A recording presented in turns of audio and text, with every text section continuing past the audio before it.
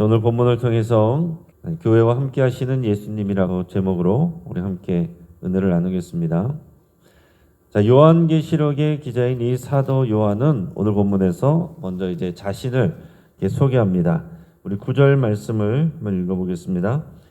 나 요한은 너희 형제요 예수의 환난과 나라와 참음에 동참하는 자라. 하나님의 말씀과 예수를 증언했으므로 말미암아 밤모라 하는 섬에 있었더니. 아멘. 지금 요한은 자기 자신을 너희 형제다 이렇게 부르고 있습니다. 이 말씀을 읽을 우리 교회 성도들에게 나는 너희 형제다 이렇게 말합니다. 여러분, 우리는 모두 예수 그리스도 안에서 한 가족이고 서로 알고 사랑하고 섬기는 관계입니다. 자, 그러니까 여러분, 요한계시록은요 우리에게서 멀고 두려운 그런 예언서가 아니라 가족과 같은 성도들에게 주시는 사랑의 메시지입니다. 또한 여기서 사도 요한은 자신을 예수의 환난과 나라와 참음에 동참하는 자다 이렇게 말하고 있어요. 예수님의 환난, 또 그분의 나라, 그리고 그분의 참음, 여기에 동참하고 있다라고 그랬습니다. 여러분, 우리가 예수님을 믿는다는 것은요 예수님의 생명, 예수님의 구원, 그 영광 여기에만 참여하는 것이 아니라 예수님이 당하신 고난과 그 인내에 동참하는 것입니다.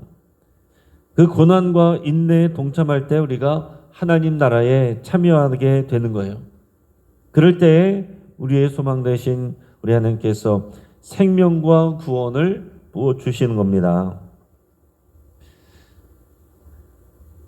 그러니까 여러분, 우리가 주의 일을 할 때 어려움을 당하면 낙심하고 실망할 일이 아니에요.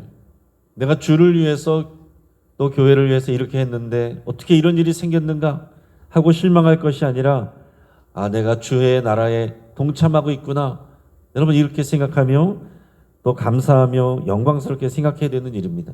우리 평생에 예수님 때문에 우리가 또 고난받고 어려움을 당하는 일이 얼마나 있는지, 또 주의 영광을 위하여 주의 고난에 내가 참여한 일이 무엇이 있는지, 이런 것을 우리가 늘 생각해 보시길 바랍니다.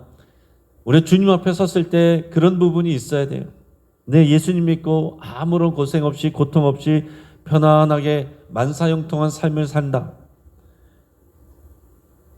오늘 사도 요한이 고백하는 것은 그런 것이 아닙니다. 고난과 인내와 하나님 나라에 참여하는 이런 믿음의 삶을 살았을 때 우리가 오히려 하나님 나라에서 받게 될 그 영광과 상급이 큰 것입니다. 우리가 바라봐야 될 것은 당장 이 땅에서 받게 되는 그런 우리의 현실 속에 우리가 평안함이 아니라 우리가 하나님 나라에서 받게 될 최종적인 그리고 영원히 이어지는 그 하나님의 나라와 그 영광과 또 그 상급이다라는 겁니다. 지금 요한은 밤모섬에 유배되어 있는데요. 여러 가지 견해가 있지만은 일반적으로 로마 당국에 의해서 유배당했다라고 이렇게 여깁니다. 왜냐하면 오늘 9절 말씀에서 보면 하나님의 말씀과 예수를 증언하였기 때문에 내가 여기 있다 이렇게 기록하고 있어요. 지금 그 시절은 로마 중앙정부에 의해서 본격적인 박해가 벌어지던 시기이기는 하지만은 완전히 그렇게 더 조직적으로 벌어지는 시기는 좀 아니었습니다. 그러나 이 소아시아, 이 지금의 튀르키예, 거기에 이 지방정부, 로마의 지배를 받고 있는 이 튀르키예 지방정부에서는 그 당시에 이제 소아시아 지방정부에서는 자발적으로 기독교를 핍박하고 있었습니다. 그러한 위험과 적대감 속에서도 요한은 담대히 예수님을 전했던 것이고 하나님 나라를 선포했던 것이고 그 결과 밤모섬에 지금 유배된 것입니다. 그러나 요한은 지금 낙심하지 않았습니다. 그러면서 그가 표현한 것은 뭐냐면 본인이 당하고 있는 이런 환난과 고통이 그것은 하나님의 부재가 아니라 하나님이 어떻게 이러실 수가 있어? 하나님이 도대체 어디 계셔? 이렇게 말하는 것이 아니라 오히려 내가 하나님 나라에 참여하고 있습니다. 이렇게 고백을 하고 있는 겁니다. 내가 지금 환난과 고통을 당하고 있는 것이 내가 주님 나라에 참여하고 있는 표식이라고 여기고 있다는 얘기입니다. 오늘날에도 믿음으로 인해서 우리가 오해와 거절 또는 외로움을 겪을 때가 있습니다. 주의를 하다가 오히려 어려움을 당할 수도 있어요. 하지만 우리가 잘못해서 받는 그런 고난이 아니라 우리 예수님 때문에 또 주의를 하다가 받는 어려움과 또 오해와 또 고난을 받게 된다면 이것은 우리가 그분의 예수님의 발자취를 따르는 것이고 그 길 위해서 또 하나님은 우리를 결코 버리지 않으십니다. 한 다큐멘터리 필름 중에 중국 지하교회 성도들을 다룬 내용이 있습니다. 여기서 보면 성경 한 권을 얻기 위해서 수백 킬로미터를 걸어가고 또 박해를 받으면서도 기쁨으로 찬양하고 예배하는 모습을 다룬 그런 내용이 담겨 있습니다. 중국 지하교회 성도들 뿐이겠습니까? 우리 바로 지척에 있는 우리 북한의 지하교회 성도들도 마찬가지입니다. 그들은 이렇게 고백합니다. 우리가 고난받는 것은 그분의 나라에 참여하기 때문입니다. 여러분, 우리도 그런 신앙의 용기와 기쁨을 회복할 수 있길 바랍니다. 오늘 우리의 상황은 얼마나 편안한 상황과 이런 환경 속에서 평안하게 믿고 있어요. 그러나 오히려 또 이런 평안함 속에서 또 부유함 속에서 신앙생활이 해이해져가는 사람들이 너무나도 많습니다. 그러나 오히려 환난과 고통과 또 어려운 가운데 있는 그런 상황 속에서 성도들의 신앙은 그런 보석같이 또 다듬어지게 되고 결국 하나님의 영광으로 빛나게 되는 것입니다. 오늘 이 말씀을 주님이 교회에 보내라고 말씀하고 계세요. 10절 11절 말씀 우리가 읽겠습니다. 주의 날에 내가 성령에 감동되어 내 뒤에서 나는 나팔소리 같은 큰 음성을 들으니 이르되 내가 보는 것을 두루마리에 써서 에베소, 서머나, 버가모, 두아디라, 사데, 빌라델비아, 라오디게아 등 7교회에 보내라 하시기로. 아멘. 자, 여기서 보면 10절에 자, 지금 이 말씀을 받은 게 언제인지 한번 보시기 바랍니다. 주의 날에 라고 되어 있어요. 주의 날이 뭐겠어요? 주님의 날, 주님이 부활하신 그 요일. 그러니까 지금 우리가 말하는 주일을 말하는 것입니다. 그러니까 주님이 부활하신 날에 성령님께서 특별하게 이 사도 요한에게 임하신 거예요. 의미가 있는 거죠. 주님이 부활하신 날, 그 소망의 날에, 그 기쁨의 날에, 그 승리의 날에 성령님이 강하게 역사를 하신 거예요. 그러면서 자기 뒤에서 나팔 소리 같은 큰 음성이 들렸다라고 그랬습니다. 나팔 소리 같은 큰 음성이 나는데 11절에서 보면 그 음성이 어떤 내용으로 말씀하시냐면 네가 보는 것을 두루마리에 써서 에베소, 서머나, 버가모, 두아디라, 사데, 빌라델비아, 라오디게이아 이런 7교회에 보내라. 자, 요한계시록엔 7이라는 숫자가 많이 등장합니다. 또 7, 또 촛대, 7교회, 또 7명 이런 다양한 표현들 중에 7이라는 숫자가 또 나타나는데 7은 여기서 이제 완전수를 나타내는 거죠.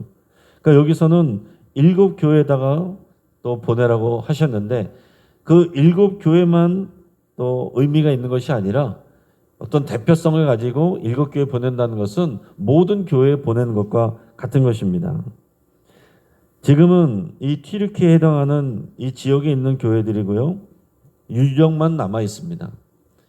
그래서 성지 순례를 가게 되면은 제일 처음에는 이스라엘을 중심으로 해서 또 애국과 또 요르단 이런 정도를 이제 보통 먼저 가게 되는데 지금은 분쟁 상황이어서 이제 갈 수가 없습니다. 그리고 보통 그 다음에 가는 데가 이 튀르키예 지역이에요. 이 신약 시대의 배경이기 때문에 이 튀르키예 지역을 보통 많이들 가고요. 그리고 그 다음에 보통 가게 되는 것이 이제 유럽에 가서 이제 종교개혁 시대에 또 그런 유산들을 보통 보게 됩니다. 예수님께서 요한에게 말씀하실 때 이 소아시아 지역에 지금 그 당시에 지금 핍박받고 있는, 그러나 그 말씀 가운데서 또 믿음으로 살아가고 있는 이 교회에 지금 주님이 보여주시는 네가 보는 것들을 그 교회들에게 알려라, 보내라, 그렇게 말씀하고 있어요. 자, 7은 완전수를 뜻하고 또 상징적인 의미라고 그랬습니다. 그러니까 곧 오늘의 이 땅의 교회, 그리고 교회인 저와 여러분들에게도 보내는 주님의 메시지다 하는 얘기예요. 사랑하는 형제들에게, 가족들에게 보내는 주님의 메시지, 교회에 보내는 메시지, 그게 요한계시록의 말씀입니다. 지금도 주님이 교회인 저와 여러분들에게 말씀하고 있는 거예요. 너희는 내 음성을 들으라, 나의 교회가 되라, 이렇게 말씀하고 있는 것입니다. 여러분, 우리 공동체와 가정이 하나님의 말씀을 받아서 증언하는 7교회 중 하나로 부름받은 것입니다. 그러니까 여러분, 우리 신앙생활에 있어서 교회론이 너무나도 중요한 거예요. 교회가 무엇이고 교회가 무슨 의미이고 하는 것이 우리 믿음 가운데 들어있지 아니하면 내 소견에 오른 대로 신앙생활을 하는 것입니다. 그냥 내가 혼자 열심히 하고 내 신앙이 좋은 줄 알고 착각하는 경우들이 많다는 얘기입니다. 하나님의 말씀은 교회에 보내는 말씀이에요. 그러니까 교회를 통해 하나님이 일하시고 역사하십니다. 그러니까 내가 건강하게 내가 속한 교회에서 연결되어 하나님의 은혜를 받고 또 그 사역을 감당할 때에 이 교회를 통하여 하나님께서 우리에게 일하시고 역사하는 겁니다. 19세기 영국의 목사님 찰스 스펄전은 이렇게 말했습니다. 하나님께서 교회에 말씀하실 때 그 음성을 들을 귀 있는 자는 복이 있다. 지금도 마찬가지입니다. 주님은 지금도 말씀하고 계세요. 그때도 말씀하고 계시고 지금도 말씀하고 계십니다. 그때도 들을 귀 있는 사람만 들었습니다. 지금도 들을 귀 있는 사람만 듣게 돼 있어요. 오늘 새벽을 깨워서 이 말씀을 듣고 나누는 저와 여러분들은 복이 있는 줄 믿습니다. 그러나 귀로만 듣는 것이 아니라 오늘 우리의 마음의 귀로 들을 수 있기를 축복합니다. 교회에 주시는 이 메시지가 오늘 교회인 우리에게 또 우리 영신교회 여러분들의 가정에 주시는 메시지로 들리시길 축복합니다. 이제 예수님의 나타나심에 대해서 또 말씀하고 있어요. 12절에서 16절까지 말씀을 우리 같이 읽겠습니다. 몸을 돌이켜 나에게 말한 음성을 알아보려고 돌이킬 때에 7 금촛대를 보았는데 촛대 사이에 인자 같은 이가 발에 끌리는 옷을 입고 가슴에 금띠를 띠고 그의 머리와 털의 희기가 흰 양털 같고 눈 같으며 그의 눈은 불꽃 같고 그의 발은 풀무불에 단련한 빛난 주석 같고 그의 음성은 많은 물소리와 같으며 그의 오른손에 7별이 있고 그의 입에서 좌우의 날성검이 나오고 그 얼굴은 해가 힘있게 비치는 것 같더라. 아멘. 자, 이것이 지금 사도 요한에게 나타난 영광스러운 이제 예수님의 모습입니다. 그 뒤에서 큰 음성, 나팔소리 같은 음성이 난 그 음성을 따라서 몸을 돌이켜봤는데 이 놀라운 광경이 보이는 거죠. 영광의 주님께서 7 금촛대 사이에 서 계신 모습이 보이는 거예요. 근데 뒤에 보면 7 금촛대는 교회들이라고 말했어요. 그러니까 예수님은 지금 어디에 계신 겁니까? 교회 사이에 서 계신 거예요. 이거를 보여주시는 겁니다. 이게 교회에 대한 메시지예요. 지금 핍박받고 고난받고 어려움받고 손해보고 있는, 그러면서도 믿음을 지키고 있는 교회들에게 보내는 메시지가 이 영광스러운 모습의 주님이 그 교회 가운데 있다는 얘기입니다. 핍박받고 고난받고 있는 그 교회 사이에 주님이 계신다는 거예요. 근데 초라한 모습이 아니라 너무나도 영광스러운 모습으로 계시는 겁니다. 너무나도 빛나고 경이로워서 요한이 즉시 알아보기 어렸을 정도였어요. 그러나 분명히 예수 그리스도였습니다. 예수님께서 그 촛대들 사이에, 교회를 상징하는 촛대들 사이에 인자 같은 이가 서 계셨다 이렇게 표현하고 있는데, 인자라는 표현은 이 다니엘서에 나오는 그런 메시아의 칭호입니다. 예수님은 발에 끌리는 긴 옷을 입으시고 가슴에 금띠를 띠셨다라고 그랬어요. 그러니까 여러분께 상상력을 동원해서 한번 예수님을 그려보시기 바랍니다. 또 그분의 머리털은 희고 눈부셨다. 그분의 순수함을 나타내는 거죠. 그의 눈은 불꽃 같았다. 또 발은 풀무불에 달군 주석처럼 빛났고 음성은 많은 물소리 같았다. 여러분 이것은 다른 이 선지서에 나오는 그런 내용들과 다 연결되어 있는 그런 내용들입니다. 그렇게 메시아를 또 표현하는 그런 표현들이 지금 영광스러운 예수 그리스도의 모습을 통해서 모두 다 구현되고 있는 겁니다. 그러니까 선지서에 나타나는 그런 메시아의 모습이 지금 예수 그리스도의 영광스러운 모습으로 다 나타나고 있는 거예요. 이 모습은 예수님의 권위와 거룩과 심판의 권능을 함께 드러내고 있어요. 그러니까 예수님은 사랑의 주님이시기도 하지만은 영광스러운 주님이시고 또 심판을 하시는 권능의 주님으로 나타나시는 겁니다. 자, 교회의 주인은 사람이 아니에요. 제도도 아닙니다. 바로 이 영광의 주님이 이 교회 사이에 서 계시는 주님이 주님이십니다. 그러니까 여러분 우리는 교회를 하고 어떤 중요한 일을 결정하고 우리가 무슨 말을 할 때에 우리가 주인인 것처럼 말하면 안 됩니다. 이 교회에 서 계신 영광스러운 주님이 말씀하신 것을 들어야 되고 그 주님이 말씀하시는 그 바대로 우리가 말해야 되고 또 일해야 되는 겁니다.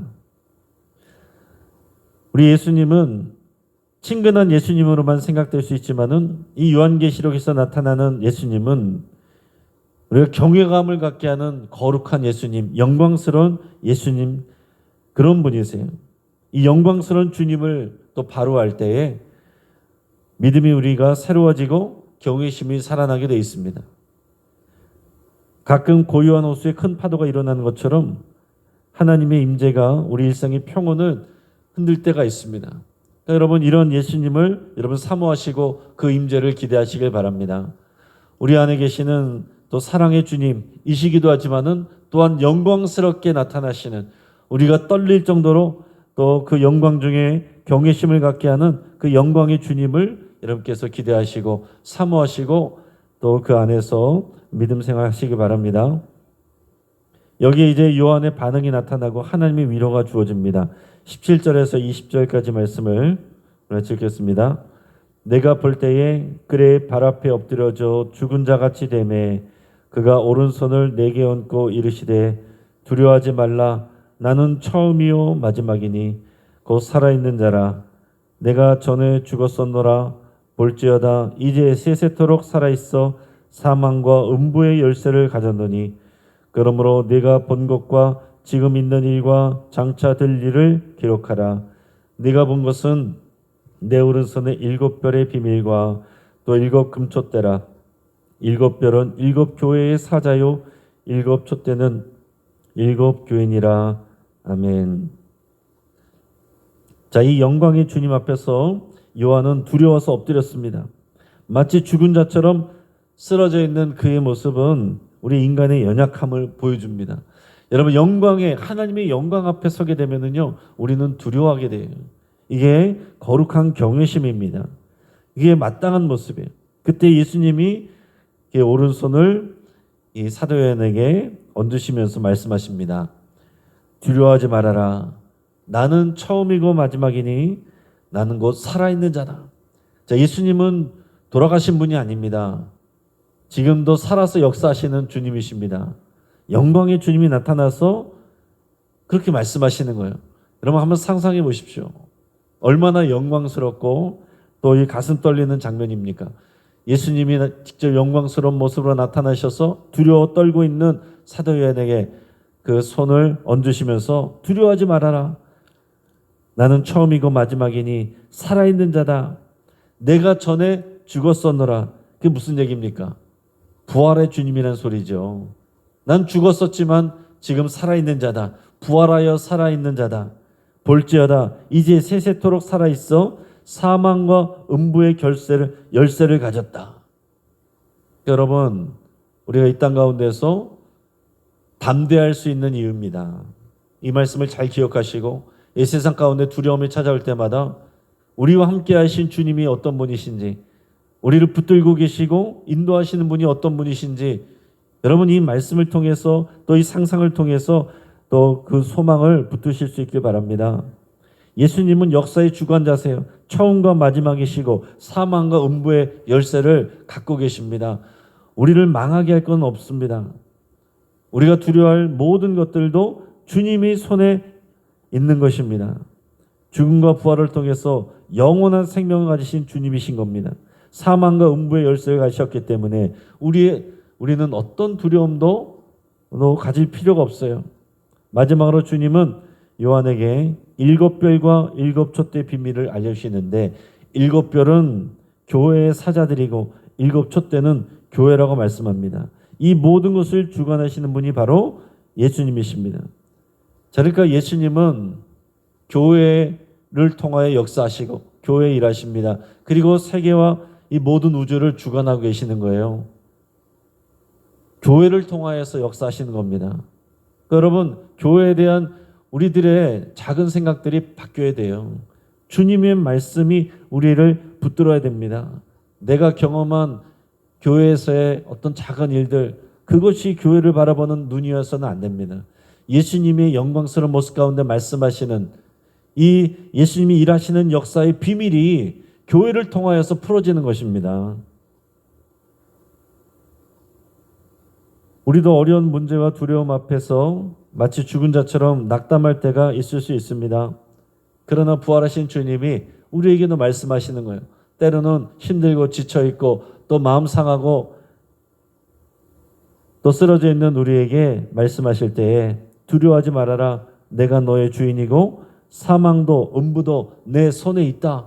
이렇게 말씀하시면서 주의 일에 충성하다가 넘어지고 힘들어하고 또 지쳐있는 우리에게 주님의 영광의 손으로 또 붙들고 계십니다. 이제 말씀을 정리합니다. 요한계시록 1장에 계시는 오늘 우리에게 이렇게 선포하고 있는 겁니다. 고난 중에도 주님은 우리와 함께 하십니다. 그분은 지금도 교회 한가운데 서 계신 겁니다. 그분은 영광과 권능과 생명의 주님이세요. 본문에서 묘사하는 이 예수님의 모습은 구약 성경에서 선지자들이 예언했던 그 내용들의 성취입니다. 예수님은 이 땅에 오시기 전에 이미 이 세상에 오기를 준비하고 계셨어요. 어쩌다가 갑자기 오신 게 아닙니다. 우리도 마찬가지예요. 우리는 몰라도 우리를 향한 하나님의 계획이 있었고 진행 중입니다. 이루어질 것이고 성취될 것입니다. 그래서 우리는 그분을 바라볼 때, 이 영광스러운 예수 그리스도를 바라볼 때에 모든 두려움이 떠나가게 되어 있습니다. 우리 모두가 이 영광스러운 주님을 바라보면서 어떤 두려움도 담대히 이겨내시고 주님의 사명을 붙들어서 승리하시기를 또 주의 이름으로 축복합니다. 같이 한번 기도하겠습니다. 오늘 말씀을 붙들고 함께 기도할 때에 우리가 교회인 것을 여러분 고백하시면서 교회인 우리와 함께 하시는 예수님으로 인해 우리가 감사와 영광을 올려드릴 수 있기 바랍니다. 또 우리를 향한 하나님의 선하신 계획을 또 기대하고 소망한다고 여러분 이렇게 또 고백하실 수 있기 바랍니다. 지금 여러분 안에 있는 염려와 두려움들이 있다면, 또 마음의 상처들이 있다면 다 주님 앞에 내려놓으시고 우리 주님이 영광의 손으로 여러분들을 붙들어 주시기를 여러분 간절히 기도할 수 있길 바랍니다. 환우들을 위해서 기도해 주시고 또 이런 어려운 상황 속에서도 우리 영광의 주님이 치유하시고 고쳐주시는 것을 누릴 수 있도록 일삼게 기도하시고, 또 우리의 자녀들 자손들이 살아계신 예수님을 신뢰하고 그 말씀에 순종하여 살기를 위해서 함께 기도할 수 있길 바랍니다. 여러분, 제가 월요일부터 오늘까지 지금 교회에 관한 또 세미나에 참여 중인데 들려지는 소식을 보니까 지금 청소년들과 청년들이 주님께로 돌아오고, 또 외국에서도 캠퍼스에서 청년들이 돌아오고 또 주님의 말씀 앞에 서고 이런 역사들이 있대요. 여러분, 우리는 지금 비관적인 그런 통계와 말씀들만, 그런 내용들만 들었지만은 지금 주님을 만나고 주님께 헌신하는 그런 청년들과 청소년들이 일어나고 있다는 것을 들으면서 상당히 감동했습니다.